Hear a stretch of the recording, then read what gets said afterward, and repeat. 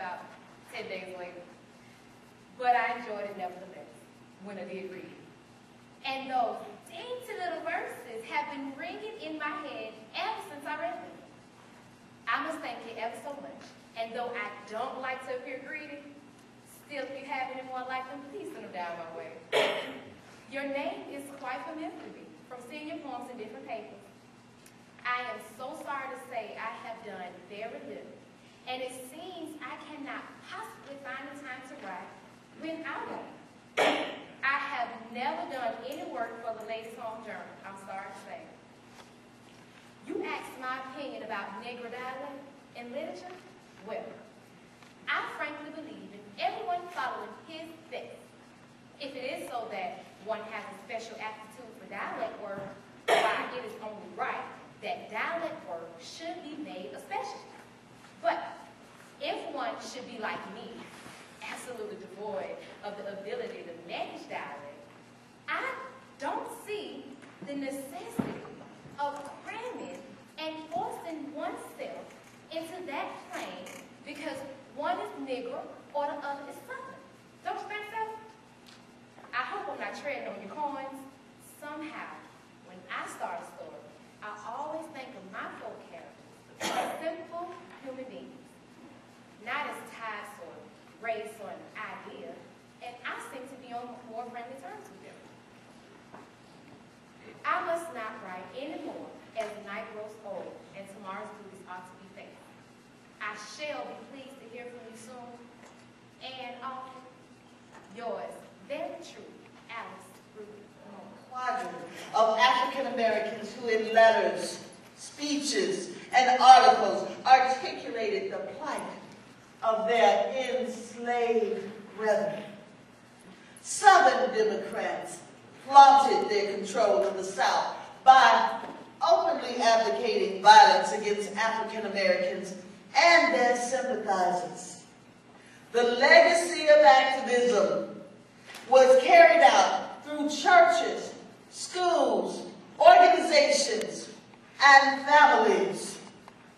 By the end of the 20th century, African Americans had served in practically every level of government. And on November 4th, 2008, Barack Obama, an African American, was elected the 44th President of the United States.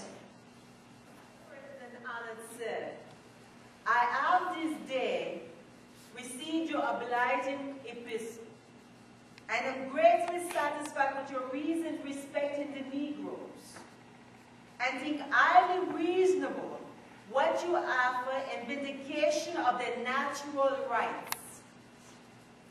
Those that invade them cannot be insensible that the divine light is chasing away the thick darkness which broods over the land of Africa, and the chaos which has reigned so long is converting into beautiful order and reveals more and more clearly the glorious dispensation of civil and religious liberty, which are so inseparably limited that there is little or no enjoyment of one without the other.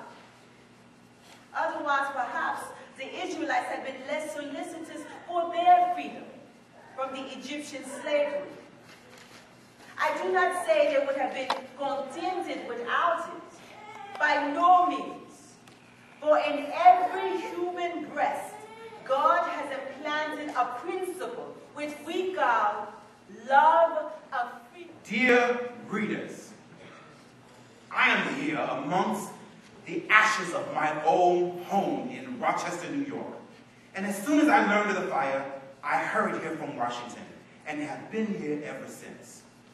A summons home to find one's house in ashes is almost like going home to a funeral, and though only sadness greets one at the end of the journey, no speed is too great to bring him here. Several questions are naturally suggested by every fire. I do not attempt to answer these in detail, nor to indulge this sentimental description.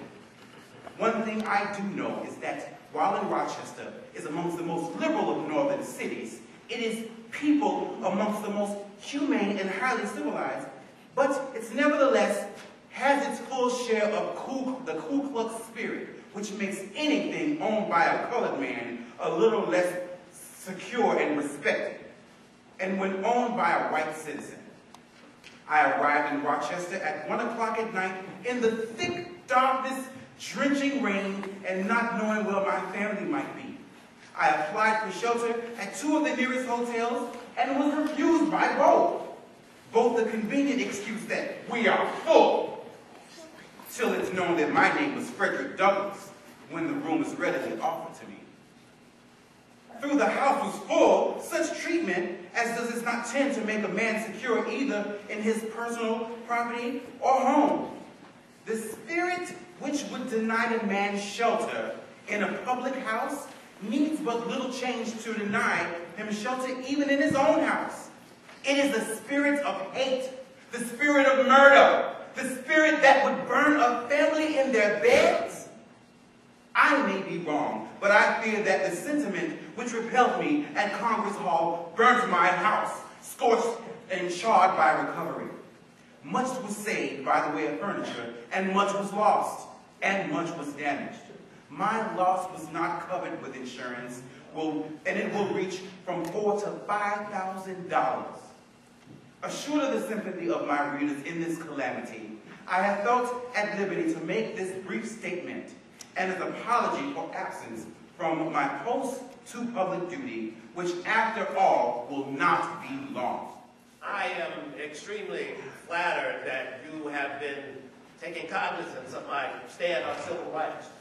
No matter what you may ever say about me, I shall always say you are a very great American. I cannot, however, understand how Mr. Adlai Stevenson can continue to hide behind your petticoats and is unwilling to publicly take a stand on the question that is the most important to America today.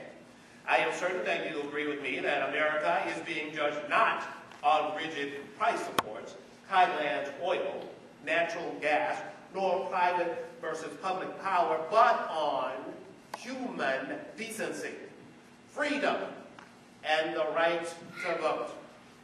I have repeatedly tried to reach Mr. Stevenson, and perhaps you can do it for me.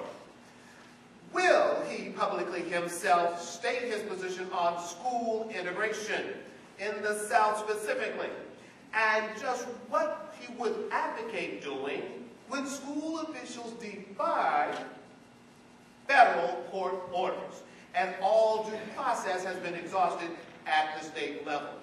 Does Mr. Stevenson favor the immediate introduction and passage of a right to vote bill, which will give every American his own precious heritage?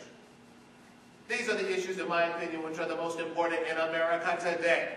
And yet, Mr. Stevenson will not speak out. If he does not speak out, I must assume that it is because he cannot. You have been a great champion and a great fighter for civil rights, and I hope that you will always continue to be. And that I have been asking you today and continue to ask is that Mr. Stevenson stand up and repudiate the elements of his political party. And we must repudiate the concepts which are completely opposed to everything you stand for before the world. Adam Clayton Powell, Jr.